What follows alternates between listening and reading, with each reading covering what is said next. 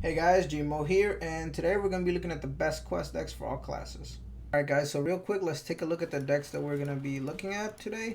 So we have from 1 to 3 decks for every class. So yeah, this is what we're going to be looking at, and let's get started with it. So yeah guys, this will be a long video, so there'll be timestamps and deck codes down in the description.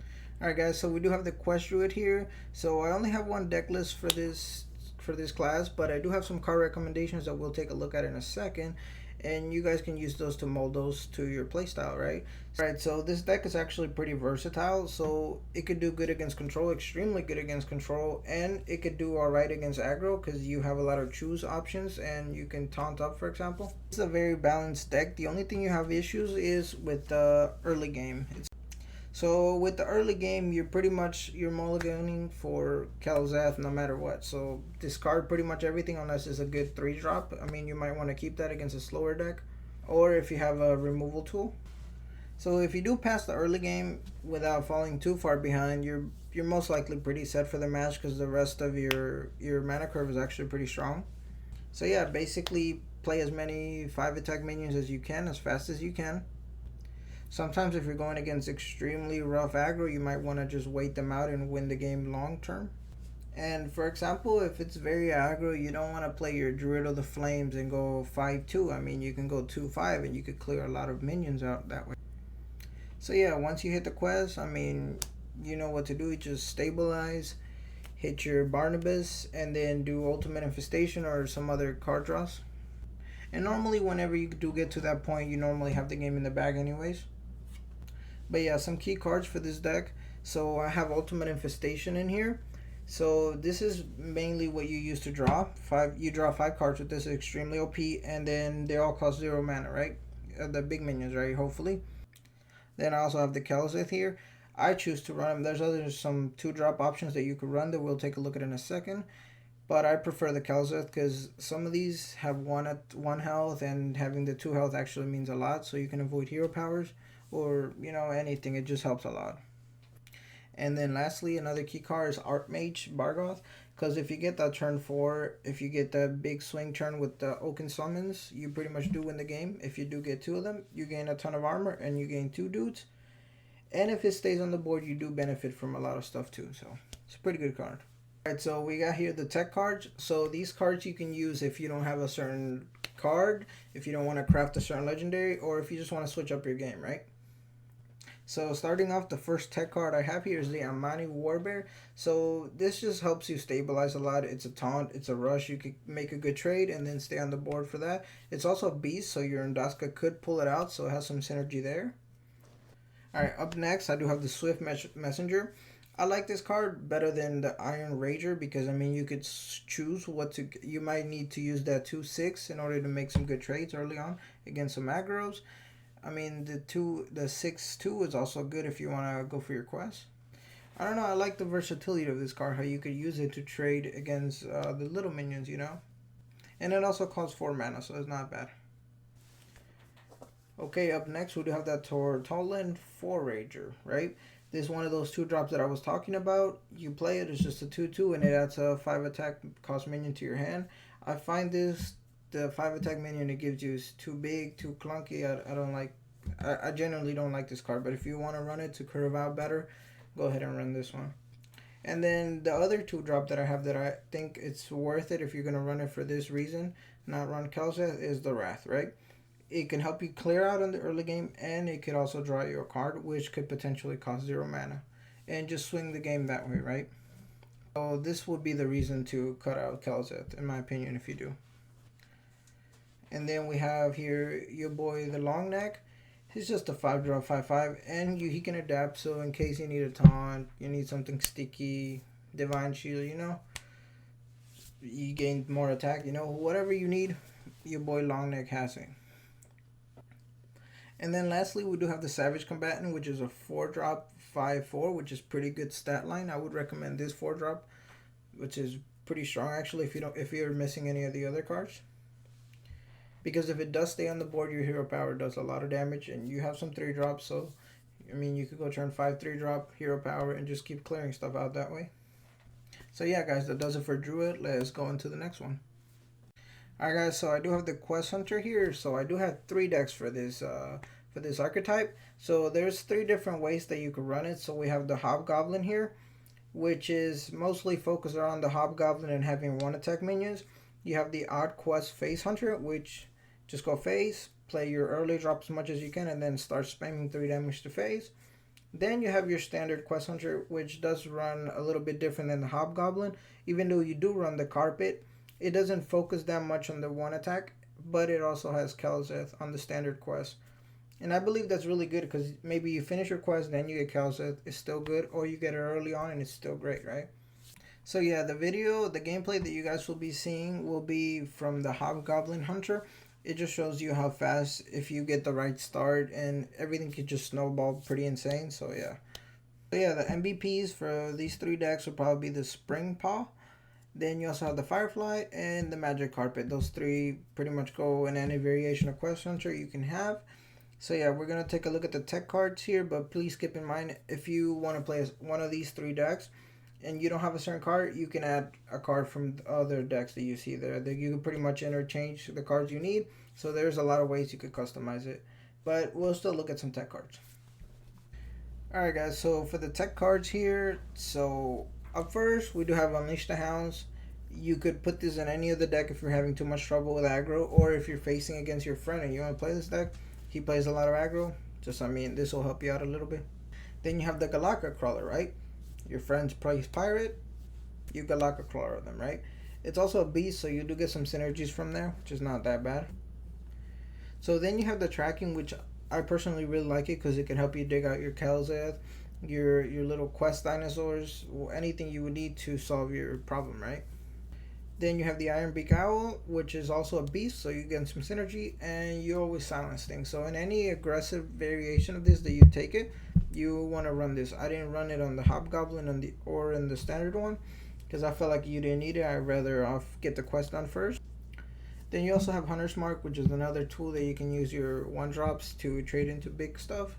And lastly, we do have the patches. If you do want to run the pirate package, run the South Sea, and it'll bring out your patches, which is not a bad little pack that you could run, but I felt like it was too much, and I'd just rather not run it in mine. So you guys can run it if you will. Alright guys, up next we do have the Quest Mage here. So we do have 2 decks here. We have the Tempo Mage and we have the Giants Mage. My personal favorite is the Giant Mage. But the Tempo Mage, this deck is broken. I don't like it. I don't like going against it, but it's so good. Like, if you know how to use this, it probably is the best deck in the game. But yeah, the gameplay you will be seeing will be of the Giants Mage. So this deck is similar to the Tempo Mage, which you do want to draw a bunch of cards, but you do not run Mana Cyclone, so you don't have your Tempo turn to get a bunch of cards back and play those and get your quest done that way. Instead, how you get your quest done is the old-fashioned way. You have the Banana Buffoon, you have your Primordial Glyph, your Magic Trick, Ray of Frost. Those cards get the job done pretty good as well. And it has more of a control variance, so you could take your time with it. You can take your time to freeze the board, let them get to your 1 health with your ice blocks, then start gaining back armor with Arcane Artificer. Play your other ice block later, buy a bunch of time with this.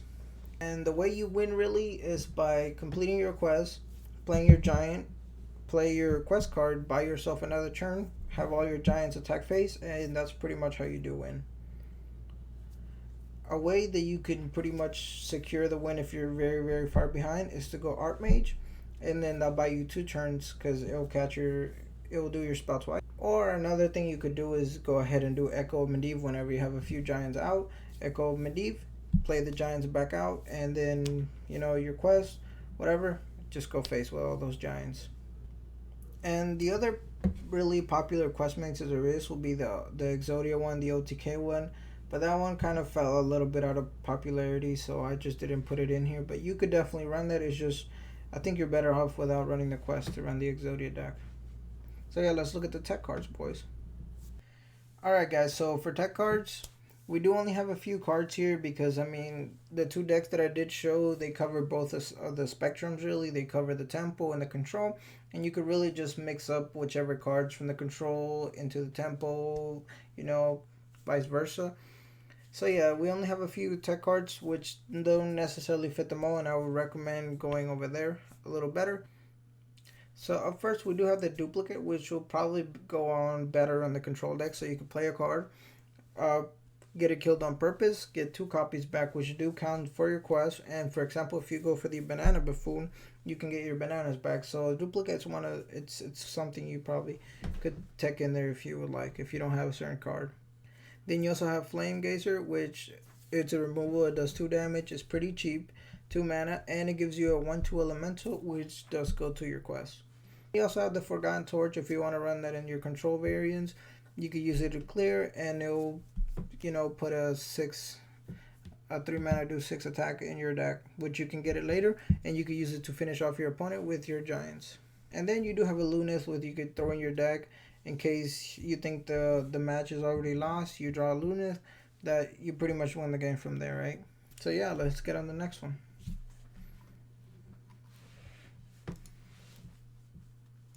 Alright guys, up next we do have the Quest Paladin here. I only do have one deck because this deck is kind of hard to make work. I did try a lot of different things, and ultimately this is what I ended up in. Okay, so the main playstyle of this deck is to play a lot of minions, a lot of things that will stick around, whether they being 3 minions instead of 1, being 1 with a Death Rattle, 1 with a Divine Shield. So the reason why it is hard to make this thing work, aggro basically against control, you're pretty alright. Aggro, especially in Wild Ladder, I mean, there's some really strong aggros like the Odd Paladin. That thing will just run you over no matter what you do. Pretty much any aggro, even Zoolock, I mean, your token druids, they will all pretty much run you over. But against control, you have a pretty good matchup, maybe like 60% win rate, So I do have a few tools to combat aggro in this deck, so I chose to go with the Righteous Protector. You have your Zilliax, you have your Burnt Bristle, you have your Crystal Smith, and you have your Corpse Taker. So all these have Life Steal, Divine Shield, so they're sticky. And if you buff them up, they also heal you. That's pretty much the solution that I found to it. It's not that great, but it does better than other variations. You also have a few other things, such as Spite Rich Steed, which is a real MVP of this deck. It's just a good buff. And 2 taunts, it'll if you make it this far against aggro, you pretty much will win the game, because getting through that is pretty hard. Alright guys, so the main play style of this deck, it's really just a mid-range deck.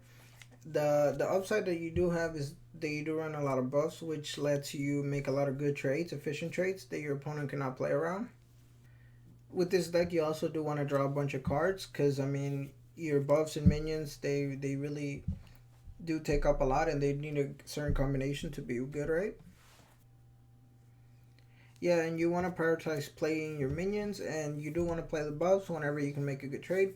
If you have the option to play 2 minions instead of buffing and being kind of awkward, then hold on the buff and just play your second minion. Some key cards we do have here is the Linessa, which is a super strong card. Turn 7, you can play it on curve. It's actually very, very strong, especially if you played your Spite Reach before, or a Blessing of King. Either way, it's really strong. Also, during the late game, this is insanely strong if you top deck it. Then you also have Sound the Bells, which is an MVP. You normally want to play it either in turn 6 or turn 8. So you could finish off your quest depending if you need 4 buffs done or 3 buffs done. You want to hold it off until the end, because that single card gets you that quest done. And with that quest done, you can go play your guy, Wind Fury plus 3 attack, stealth, and you Divine Shield, and then you pretty much secure the OTK next turn, right? Especially with your buffs. And then you do have the Corpse Taker, which is very strong. It puts everything together with Divine Shield, Taunt, Life Steal, and it's just a great card. Yeah. And one more tip I'll give you for this deck is, once you finish your quest and you play your dinosaur, right? You go for your combo. You want to stealth, Wind Fury plus 3 attack plus 1/1 Divine Shield, and then you don't want to pick, you cannot be targeted by spells or hero powers. You don't want to pick that, because then next turn you cannot buff it by your own buffs, which is a huge downside. So you could potentially OTK with that. That's normally the way I go, unless I'm against aggro and I need a big taunt. That's the only thing that I switch over. Alright guys, so for the tech cards, starting off, we do have the Call to Arms. Insanely strong, especially if you run another Immortal Prelate, I believe it's called. The 2 mana guy who keeps his buff. You could get him out. You could cheat him out with the Call to Arms. Very strong. Keeper of Oldemon. You can buff up your egg. You can buff up a lot of things that need to be buffed in order to have their effect go through. And it's also a strong removal tool if your opponent has a big beefy dude, right? Then you have Aldor, same thing. You nerf your opponent and you could just keep going at it, right?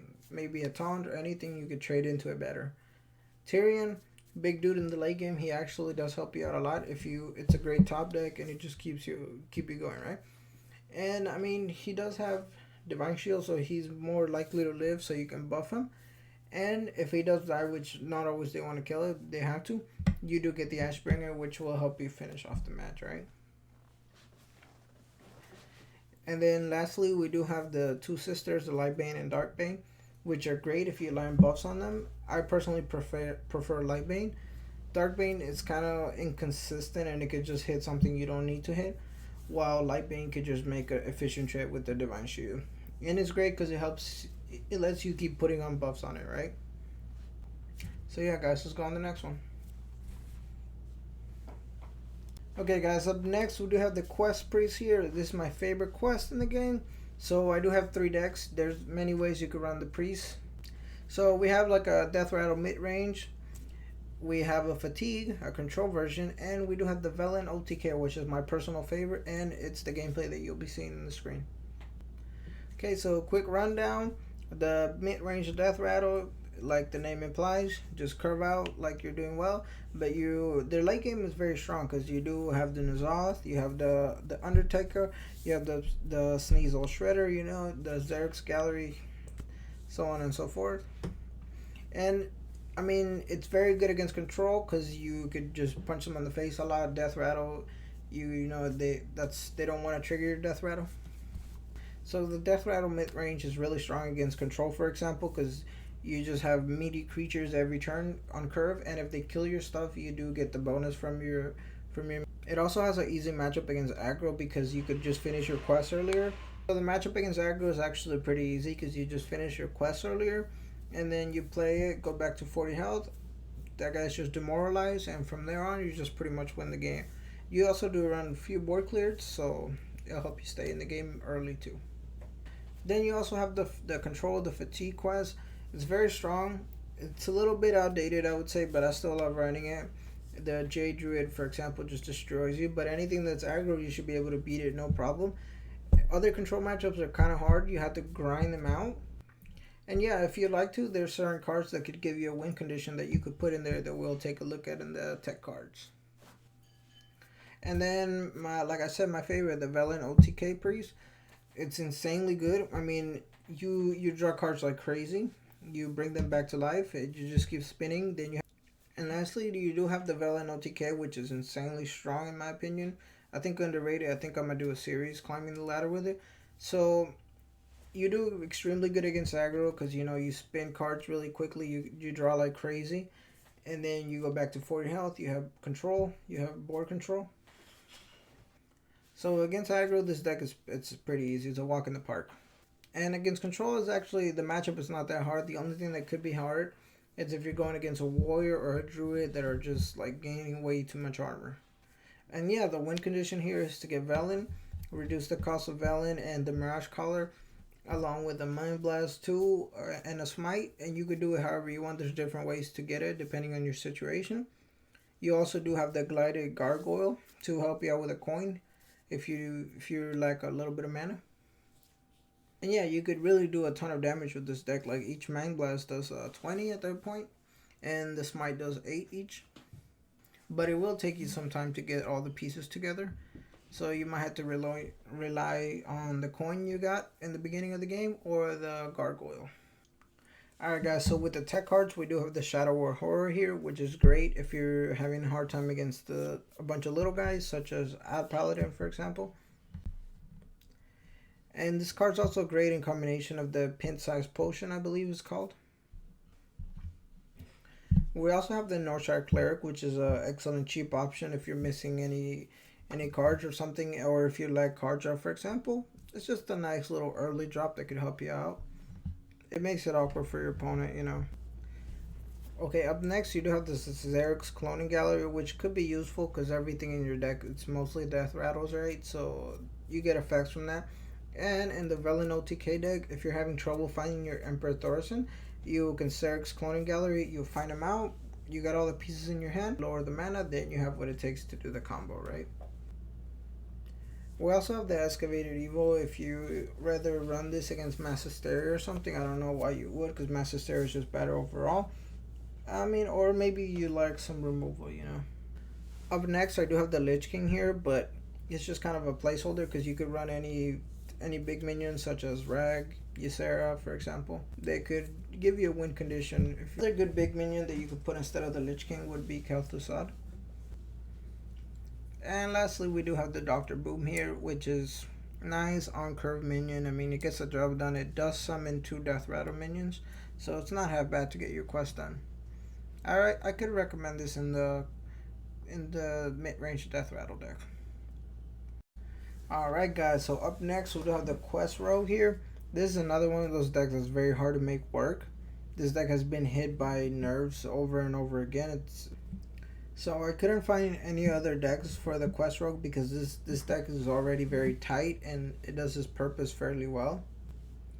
So this deck has an extremely hard time against aggro or mid-range decks.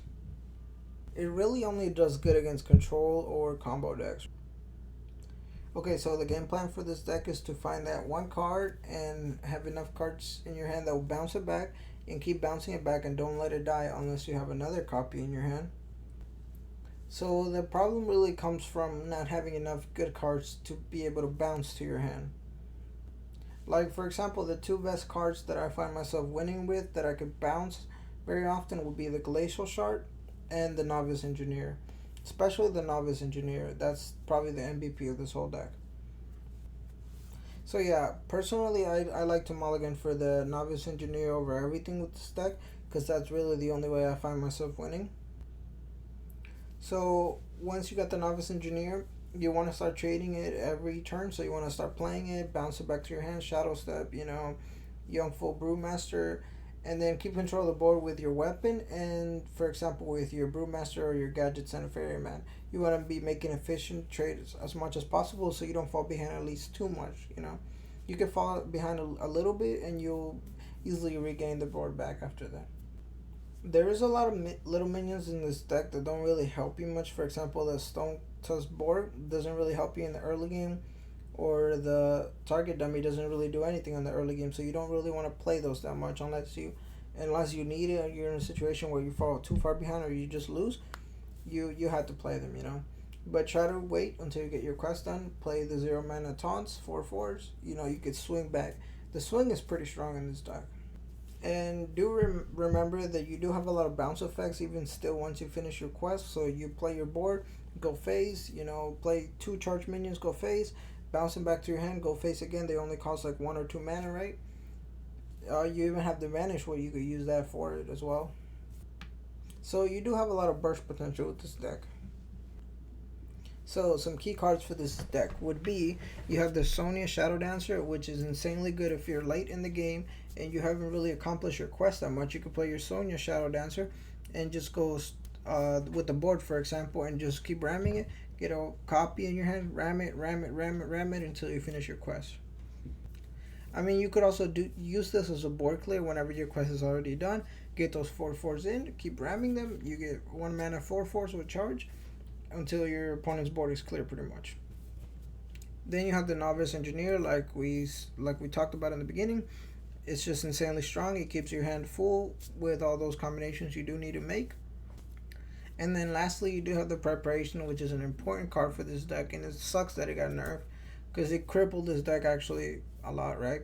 Because being able to get your quest done for 2 mana was big. I mean, you don't have that many spells in this deck, but every game that you do win, you got to finish your quest, so you do have to play a certain spell every game, so it does benefit a lot from the Preparation.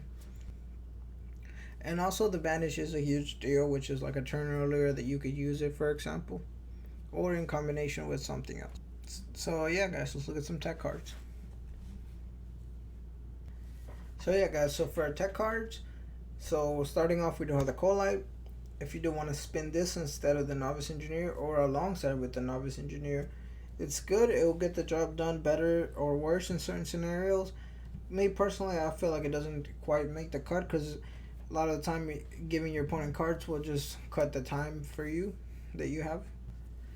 Then you also have the Fan of Knives, which I'm not too big of a fan of because of the preparation nerf.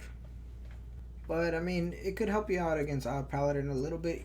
Your win rate's still low, that's why I don't run it. It doesn't do enough. But then you also have the Mimic Pot, which is good if you lack card draw. And I mean, if it's a minion, you could start spinning that same minion. You already have two pretty much there. I don't like it because it's too clunky, 3 mana, you know. You're already, by that time, you're already a little bit behind. And then we also have the Lab Recruiter and the Elven.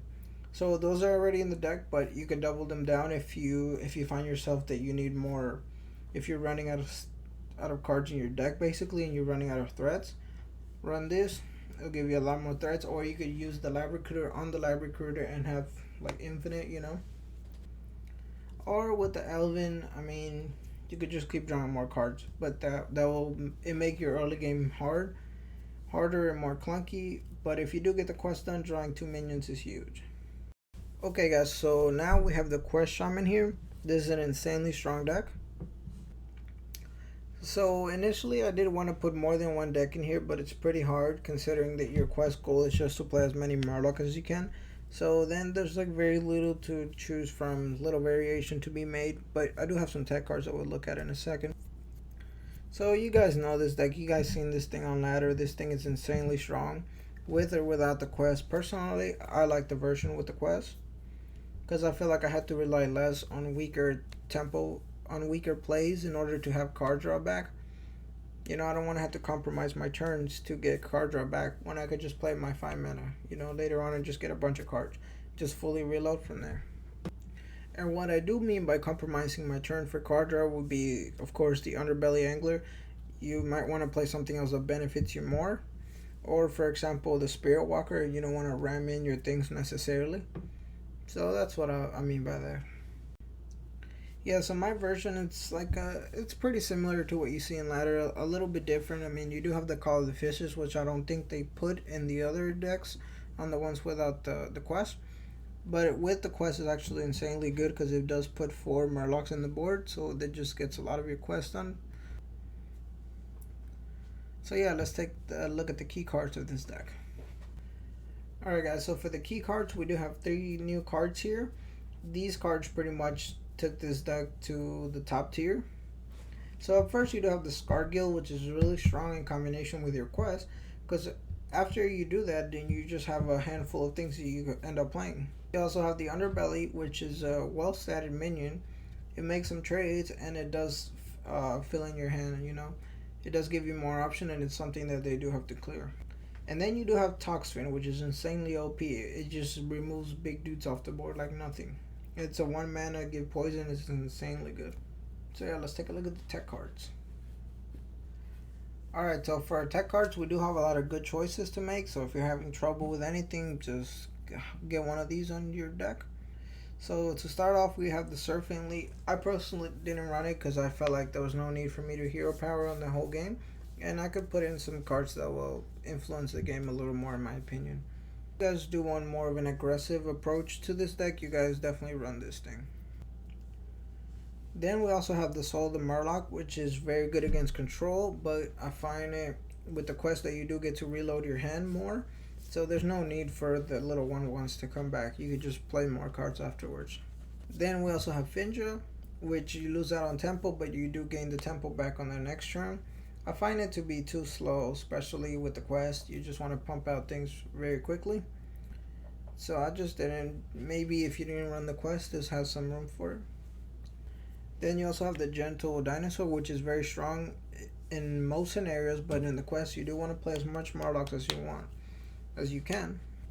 You also have the Gentle Dinosaur, which is very strong in this deck, but with the quest you do want to play as much Murlocs as you possibly can, so there's no space for dinosaurs. Then you have the Maelstrom Portal, which is really strong against Odd Paladin, which is, there's a lot of those, or any little aggros, so you don't have to make the trades. And then you have your boy the Burlock, which will slow down the game a lot in case you fell back a little bit, or you need to make better trades, or you need to wait a turn to buff up your Murlocs. So yeah boys, let's get on the next one.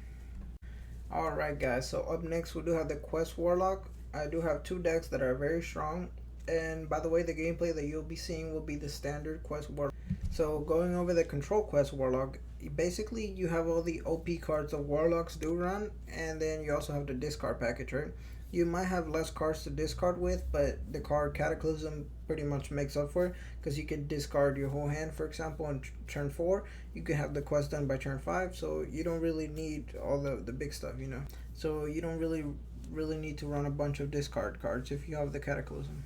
And then your standard Quest Warlock does run all the cookie cutter ones, all the good discard cards. Your game plan is pretty much just to curve out, make strong plays.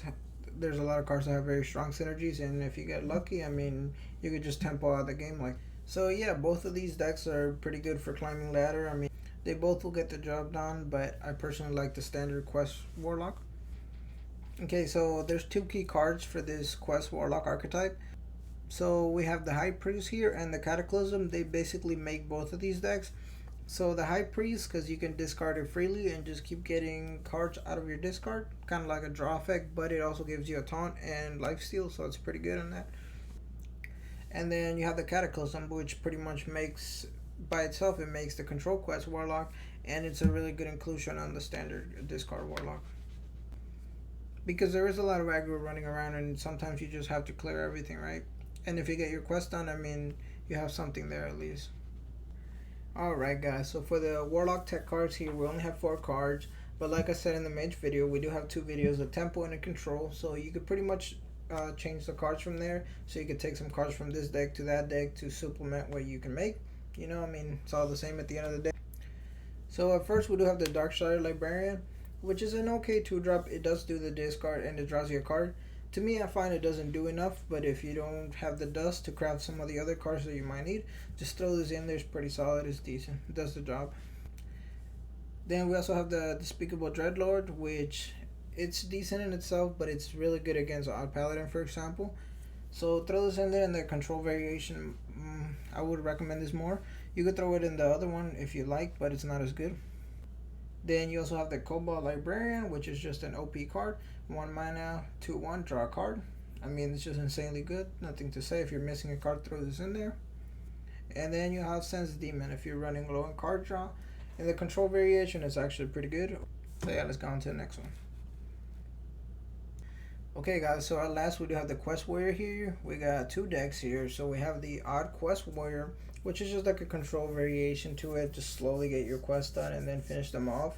And then you have your standard Quest Warrior, which you do have, you play your 2 drops, your 4 drops, and you just get your quest done as fast as possible. So the playstyle does change quite a bit with these 2 decks. The Odd Warrior here just mainly focuses around controlling the board. Basically what you want to do is just keep playing taunts, they keep clearing them. Eventually when they slowly keep developing their board and keep playing your taunt, it buys you enough time to either brawl or do a Reckless Fury to clear them out. That's why you do run cards like Deathlord, for example. It does get a minion out, but if you can clear it next turn, then it's okay.